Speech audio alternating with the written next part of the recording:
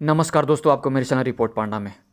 दोस्तों आज हम बात करेंगे bank of India RD plan 2021 के बारे में, जिसमें दोस्तों सिर्फ 10,000 रुपये प्रति माह जमा करने पर आपको मिलेंगे 16 लाख रुपये। और दोस्तों इसके साथ हम जानेंगे इस वीडियो में bank of India recurring deposit plan criteria and terms and condition, और जानेंगे bank of India RD interest rate 2021 अभी लेटेस्ट कितना मिल रहा है। और जानेंगे अगर आप 1,000 रुपये से आरडी स्टार्ट करते हैं, या 2,000 से, या 3,000 से, या 4,000 से, या 5,000 या 10,000 से आरडी आप बैंक ऑफ इंडिया में लेते हैं, तब आपको कितना मैच्योरिटी मिलेगा और उसका टेन्योर क्या होगा, कैलकुलेशन क्या होगा। और दोस्तों जानेंगे bank of India RD plan के ऊपर टैक्स बेनिफिट है कि नहीं, और टीडीएस के बारे में। और दोस्तों जानेंगे कि how to open RD account in Bank of India में, मतलब आरडी अकाउंट हमको कैसे ओपन करना है बैंक ऑफ इंडिया में। और लास्ट में जानेंगे हम लोग कि आरडी लेते समय हमको क्या क्या डॉक्यूमेंट्स की ज़रूरत पड़ेगी। जी हाँ दोस्तों, इस सारे सवालों का जवाब आज मैं आपको इस वीडियो में डिटेल से बताऊंगा। तो दोस्तों आप मेरा ये पूरा वीडियो शुरू से अंत तक देखें। और दोस्तों वीडियो स्टार्ट करने से पहले अगर आपने अभी तक मेरे इस चैनल रिपोर्ट पांडा को सब्सक्राइब नहीं किया है तो प्लीज़ कर ले, ताकि आपके लिए हम इसी तरह का इन्वेस्टमेंट से रिलेटेड वीडियो लेकर आता रहूं। और अपने दोस्तों के बीच ज़रूर शेयर करें ताकि इसका लाभ सबको मिल सके। तो दोस्तों चलिए शुरू करते हैं। Bank of India recurring deposit plan eligibility criteria, मतलब बैंक ऑफ इंडिया आरडी को कौन कौन व्यक्ति ले सकता है, क्या है उसका क्राइटेरिया। तो इसके लिए पहले एज लिमिट की बात करते हैं। तो दोस्तों पहले आपको बता देता हूँ कि आरडी ओपन अगर आप करना चाहते हैं बैंक ऑफ इंडिया में, तो उसके लिए कोई एज लिमिट नहीं रखी गई है। इवन आप अपने बच्चे के नाम से भी आरडी ले सकते हैं बैंक ऑफ इंडिया में। अब दोस्तों जान लेते हैं कि मिनिमम अमाउंट से हम आरडी ले सकते हैं। तो दोस्तों आप 500 रुपये से आरडी ओपन कर सकते हैं बैंक ऑफ इंडिया में। वहीं आप मैक्सिमम अमाउंट की बात करते हैं तो इसमें कोई लिमिट नहीं रही, आपके पास जितना पैसा है आप उससे आप आरडी ले सकते हैं। अब दोस्तों जान लेते हैं कि आरडी की टेन्योर क्या होगा। तो दोस्तों मिनिमम टेन्योर की बात करते हैं तो मिनिमम 6 महीना है, और ज़्यादा से ज़्यादा 10 साल के लिए आप बैंक ऑफ इंडिया में आरडी ओपन कर सकते हैं। दोस्तों अब जान लेते हैं नॉमिनेशन फैसिलिटी के बारे में। तो दोस्तों नॉमिनेशन फैसिलिटी अवेलेबल है। आप आरडी लेते समय किसी को आप ऐड कर सकते हैं as a nominee Bank of India में।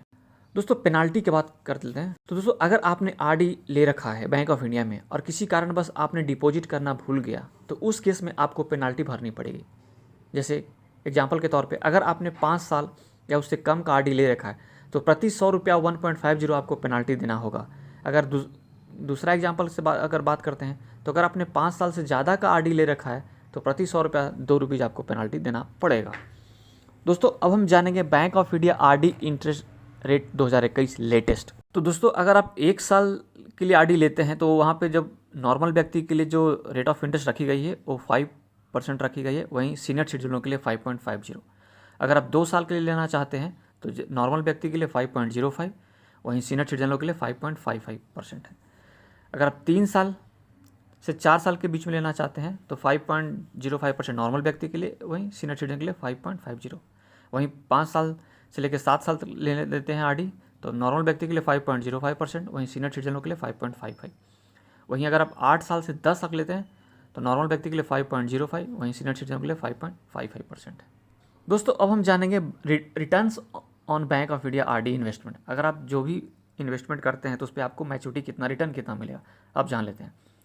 तो दोस्तों अगर कोई व्यक्ति 1,000 रुपये से आरडी स्टार्ट करता है बैंक ऑफ इंडिया में 1 साल के लिए, तो रेट ऑफ इंटरेस्ट 5% के हिसाब से उसको मैच्योरिटी मिलेगा 12,328 रुपये। इसी प्रकार कोई भी व्यक्ति 2,000 रुपये से आरडी लेना चाहता है 2 साल के लिए, तो रेट ऑफ इंटरेस्ट 5.05% के हिसाब से उसको मैच्योरिटी मिलेगा 50,597 रुपये। वहीं दोस्तों अगर आप 3,000 रुपये से आरडी स्टार्ट करते हैं 2 साल के लिए, तो 5.05% के हिसाब से 75,895 रुपये आपको मैच्योरिटी मिलेगा। वहीं दोस्तों अगर आप 4,000 रुपये से स्टार्ट करते हैं आरडी 4 साल के लिए, तो रेट ऑफ इंटरेस्ट 5.05% के हिसाब से आपको मैच्योरिटी मिलेगा 2,13,072 रुपया। वहीं अगर आप 5,000 रुपये से आरडी स्टार्ट करते हैं 10 साल के लिए, तो रेट ऑफ इंटरेस्ट 5.05% के हिसाब से मैच्योरिटी आपको मिलेगा 7,80,871 रुपया। अगर आप 5,000 रुपये से स्टार्ट करता है कोई सीनियर व्यक्ति 10 साल के लिए, तो रेट ऑफ इंटरेस्ट 5.55% के हिसाब से उसको मैच्योरिटी मिलेगा 8,02,269 रुपया।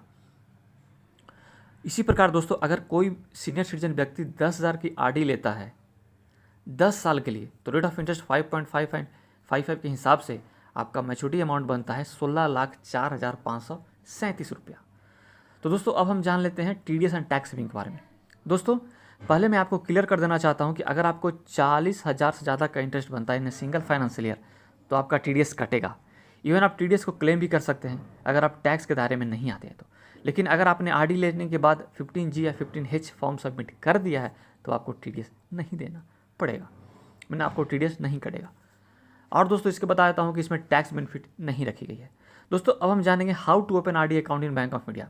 दोस्तों अगर आप बैंक ऑफ इंडिया का नेट बैंकिंग अकाउंट है तो इजीली ऑनलाइन ओपन कर सकते हैं, या अगर नहीं है तो आप किसी भी नियरेस्ट बैंक ऑफ इंडिया के ब्रांच में जाकर RD खुलवा सकते हैं। दोस्तों हम जान लेते हैं RD ओपन करते समय कौन कौन सा डॉक्यूमेंट्स चाहिए। तो डॉक्यूमेंट्स के लिए आपको कोई भी normal KYC, ID and address proof, 1 photo, bank account detail for new customer के लिए एंड पैन कार्ड। तो दोस्तों अगर मेरा ये वीडियो आपको पसंद आया तो आप मेरे इस वीडियो को लाइक करें, शेयर करें अपने दोस्तों के बीच, और कुछ डाउट है bank of India RD plan से रिलेटेड तो आप कमेंट कर पूछ सकते हैं। और दोस्तों मेरे इस चैनल रिपोर्ट पांडा को सब्सक्राइब जरूर करें। Thank you.